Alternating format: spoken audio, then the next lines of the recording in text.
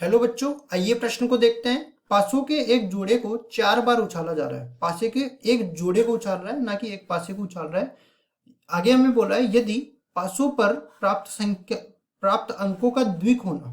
पासों पर जो अंक प्राप्त होंगे, देखो पहले पासे पर एक अंक प्राप्त होगा, दूसरे पासे पर दूसरा अंक प्राप्त होगा। इस तरह से अपने पास पहले तो हम लोग प्रतिदर समष्टि बनाएंगे तो अपने को 36 अवयव मिलेंगे। ये हम लोग सवाल को हल करेंगे तब बताते हैं। तो अंकों पर प्राप्त द्विक होना, ये हमें सफलता बोली जाती है। तो हमें दो सफलताओं की प्रायिकता ज्ञात करनी है। प्रश्न को हल करने से पहले इसकी मुख्य अवधारणा की चर्चा कर लेते हैं। मुख्य अवधारणा, तो देखो मुख्य अवधारणा में सबसे पहले हम लोग ये बता देते हैं बर्नौली प्रमेय क्या होती है। बर्नौली प्रमेय, बर्नौली प्रमेय बोलती है कि जब n बार कोई घटना घटित होती है और उसमें से r सफलताएं अपने को प्राप्त करनी हो तो उसकी प्रायिकता होती है px बराबर में r बराबर में n बार कोई घटना घटित हुई है, r सफलताएं मेरे को मिलती है। p सफलता की प्रायिकता को व्यक्त करता है, जहाँ पे इसकी घात हो जाएगी सफलताओं की संख्या, और गुणा में q असफलता की प्रायिकता को व्यक्त करता है, जिसमें इसकी घात हो जाएगी n माइनस में r। मतलब सफलता और असफलताओं की संख्या मिला के अपने पास n के बराबर होती है। मतलब सफलता की संख्या प्रायिकता और असफलता की प्रायिकता दोनों का अगर योग करेंगे तो वो इकाई के बराबर हो जाएगा। अब यहाँ पे देखो बता देते हैं कि n तो कुल घटनाओं को व्यक्त करता है, कुल घटनाएं। इसके बाद चलते हैं r पे, तो r बताता है सफलता की संख्या को, सफलता की संख्या। इसके बाद p पे चलते हैं, तो p क्या बताता है, सफलता की प्रायिकता, सफलता की प्रायिकता। अब आता है q, तो q बताता है असफलता की प्रायिकता, असफलता की प्रायिकता। अब उसके बाद में देखो इस प्रश्न में हम इन सब का मान निकालेंगे और सूत्र का उपयोग करते हुए प्रायिकता का मान निकालेंगे। तो पासे के एक जोड़े को उछाल रहा है, तो सबसे पहले तो हम लोग इसकी प्रतिदर समष्टि को निर्धारित कर लेते हैं। प्रतिदर समष्टि में अपने पास देखो पासे पर 6 फलक होते हैं, तो जितनी बार पासे को उछालेगा, या तो बोल दूं कि एक पासे को 2 बार उछालना या दो पासों को 1 बार उछालना, मान तो बराबर है। तो अगर मैं प्रतिदर समष्टि में अवयव की बात करूं तो 6 की घात n मतलब 6 की घात 2 के बराबर ये मिल जाएगा 36 के बराबर। इसके अवयव को भी देख लेते हैं। यहाँ पे आ जाएगा 1 1, फिर आ जाएगा 1 2, फिर आ जाएगा 1 3, फिर आ जाएगा 1 4, इसी तरह 1 5 और 1 6, 1 6। फिर 2 के साथ पहले पासे पर 2 आएगा, तो दूसरे पासे पर 6 में से कोई सा भी अंक आ सकता है। 2 2 3 3, सॉरी 2 3 अपने पास आने वाला है। यहाँ पे 2 4, फिर 2 5 और 2 6। इसी तरह अपने पास यहाँ पे पहले पासे पर 3 आएगा, तब अपने पास 6 अंक आ सकते हैं। पहले पासे पर 4 आएगा, तब दूसरे पासे पर 6 अंक आ सकते हैं। पहले पासे पर 5 आएगा, तब दूसरे पासे पर 6 अंक आ सकते हैं। पहले पासे पर 6 आएगा, तब दूसरे पासे पर 6 अंक कोई भी आ सकते हैं। इसी तरह सबको मैं एक साथ लिख देता हूँ यहाँ पे।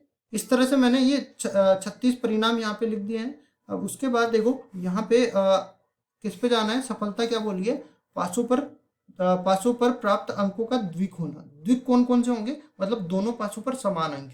तो 1 2 3 4 5 6, तो यहाँ पे लिखेंगे पहले तो द्विक। और द्विक में कौन कौन से अपने पास आ जाएंगे, देखो इसमें समुच्चय निर्धारित कर देते हैं। 1 1 मिल जाए, 2 2 मिल जाए, 3 3 मिल जाए, 4 4 मिल जाए, या 5 5 मिल जाए। इस तरीके 5 5 मिल जाए और 6 6 भी मिल सकता है अपने को। ये अपने पास आ जाएंगे अनुकूल परिणाम। तो इसमें सबसे पहले तो हम लोग लिखेंगे p, पासों पर द्विक आने की प्रायिकता, द्विक आने की प्रायिकता। और ये किसके बराबर हो जाएगी, देखो अनुकूल परिणाम पासों पर द्विक कितने बार आ रहा है, 6 बार आ रहा है, और कुल परिणाम 36 है। टोटल मिला के अपने पास 1/6 के बराबर आ जाएगा। इसी पर क्यों अपने पास क्या आ जाएगा, पासों पर द्विक नहीं आने की प्रायिकता, नहीं आने की प्रायिकता। तो मैंने कहा था जो p और q है इनका योग 1 के बराबर होगा। तो मैं 1 में से अगर 1/6 घटा दूं तो यहाँ पे मिल जाएगा 5/6। इसके बाद देखो n का मान निर्धारित कर देते हैं। पासे के जोड़े को 4 बार उछाला जा रहा है, तो यहाँ पे n का मान किसके बराबर आ जाएगा, n बराबर में 4 बार आ जाएगा। और अपने को सफलता कितनी चाहिए, 2 सफलता अपने को चाहिए। तो r का मान 2 के बराबर आ जाएगा। अब सारा मान हमने निकाल दिया। अब बर्नौली जो सूत्र हमने लिखा था उसको लिखते हैं यहाँ पे। p जब x बराबर में जब x बराबर r हो तो ये बराबर हो जाता है NCr p की घात r q की घात n माइनस में r। तो यहाँ पे देखो p x बराबर में r की जगह आ जाएगा 2, n की जगह क्या है 4, 4 सी 2। यहाँ पे प्रायिकता सफलता की कितनी बनी 1/6, इसकी घात हो जाएगी 2। और प्रायिकता असफलता की कितनी बनी, तो ये 5/6 के बराबर आएगा और इसकी घात कितनी हो जाएगी 2। अब देखो यहाँ पे जो NCR होता है इसका मतलब ये होता है कि n में से r वस्तुओं के चयन की संख्या। तो ये बराबर हो जाएगा, इसका सूत्र होता है फैक्टोरियल n बटा में फैक्टोरियल r गुणा में फैक्टोरियल n माइनस में r। और इसके बाद जो फैक्टोरियल n है ये प्रदर्शित करता है n या n से छोटी, n और n से छोटी सारी के सारे धनात्मक पूर्णांकों का गुणनफल। इस तरह से 3, 2, 1 तक चलेगा, सबका गुणनफल अपने पास आ जाएगा। 4 से 2 की मैं बात करूं तो इस सूत्र लगा के 4 से 2 का मान किसके बराबर मिल जाएगा 6 के बराबर मिल जाएगा। सारा मान हम लोग सूत्र में लिखते हुए इसका प्रायिकता निकालते हैं। तो देखो p जब x बराबर 2 है तो ये बराबर हो जाएगा 4 से 2, इसका मान मिल जाएगा किसके बराबर 6 के बराबर मिल जाएगा।